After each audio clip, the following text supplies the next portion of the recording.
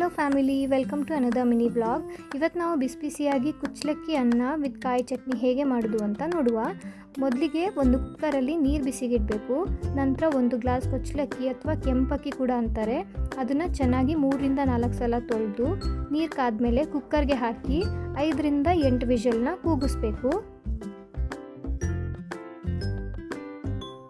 ಚಟ್ನಿ ಮಾಡಲಿಕ್ಕೆ ಒಂದು ಮಿಕ್ಸಿ ಪಾತ್ರೆಗೆ 3 ಹಸಿಮೆಣಸಿನಕಾಯಿ, ಬೆಳ್ಳುಳ್ಳಿ, ಹುಳಿ, ಸ್ವಲ್ಪ ಕೊತ್ತಂಬರಿ ಬೀಜ ಮತ್ತು ಜೀರಿಗೆ, ತುರಿದಿಟ್ಕೊಂಡಿರುವಂತಹ ತೆಂಗಿನಕಾಯಿ,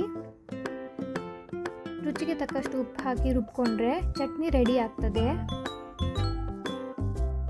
ಸೊ ಬನ್ನಿ ನಮ್ಮ ರೈಸ್ ಹೇಗಾಗಿದೆ ಅಂತ ನೋಡುವ.